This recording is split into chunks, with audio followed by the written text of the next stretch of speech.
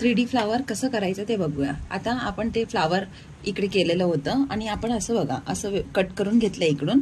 आता आपण ह्याच्यावरती लावणार आहोत ह्या फ्लावरवरती, हे बघा असं। आता कसं लावतो आपण ते बघून घेऊया।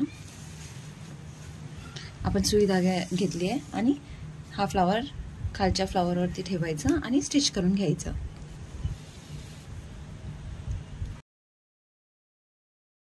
आता आपण हा 3D फ्लावरला ब्रोचमध्ये कसं कन्वर्ट करणार आहोत ते बघा।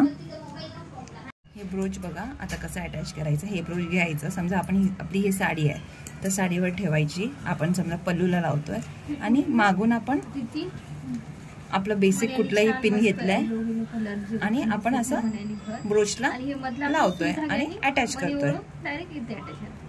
हे बघा असं अटॅच केलंय। आता हे बघा ब्रोच असं अडकलंय।